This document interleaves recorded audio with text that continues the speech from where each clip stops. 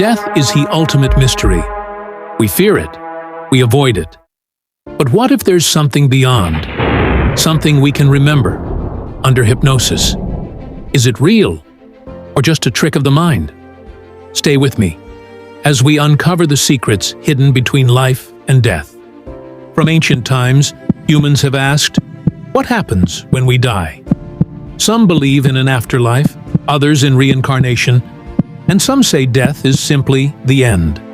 But science has struggled to explain the experiences reported by those who almost died. Near-death experiences, or NDEs. This is not fiction.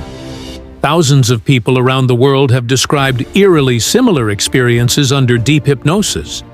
Visions of tunnels of light, spirit guides, a life review, even choosing the next life they'll live. But what is this really? Are these glimpses into the afterlife? Or is the mind playing tricks? After we die, what really happens? Does our soul journey somewhere? Do we simply vanish? Or is death just the beginning of a new story? Today, we explore the mystery that has haunted humanity for centuries. Hypnosis isn't just stage magic. It's been used by spiritual pioneers like Dolores Cannon and Dr. Michael Newton to unlock memories beyond this life, memories from the space between lives. These people under trance describe places that feel more real than Earth. They speak of the spirit world, where souls rest, learn, and prepare. Many describe meeting a council of elders, being shown their past lives, even choosing what lessons their next life will teach them. At the moment of death, strange things happen in the brain. Scientists have discovered a final burst of gamma waves, the same brain waves linked to consciousness and visions. Could this explain near-death experiences? Or is it the moment the soul breaks free? Ancient cultures describe this moment with deep reverence. The Egyptians prepared for it for years. The Tibetan Book of the Dead gives step-by-step instructions for navigating death as if it were a journey.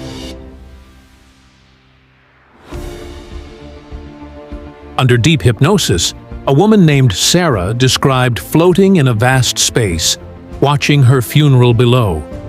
She felt no sadness, only peace. Then, a light appeared, and she was surrounded by familiar faces from lifetimes she didn't consciously remember. Another case, a man described being in a waiting space with other souls. He described it as a library of souls, each waiting for a new life to enter. He claimed Earth was a school, and life was the lesson. What if you chose your life before birth? The pain, the joy, even the people you meet, all part of a soul contract you agreed to before you came. In hypnosis, people often remember sitting with guides, selecting challenges, and choosing parents. One woman described picking a life where she'd lose her child, so she could learn true strength. Her soul wanted that lesson. Let's hear the real stories, people who faced death and came back. 1. Linda, a nurse, drowned in a river. She described floating above her body, then entering a white space filled with music. A voice told her, "You're not done." 2. Jamal, a soldier, was hit by shrapnel. His heart stopped. He saw a war he fought in a past life, then met his brother, who died years earlier. They embraced. Then he awoke, back in the field hospital. 3. Arya, a 6-year-old girl in India, vividly described a life in a distant town, even the names of her children and where she was buried. Her family investigated. The place was real. Modern science is now asking ancient questions. Where does consciousness go after death? If it isn't in the brain, could it be something bigger? But skeptics say it's all imagination, brain chemistry, dreams. So why do people from different cultures, with different beliefs, describe the same afterlife? Quantum physics says consciousness may not come from the brain, but through it, like a radio.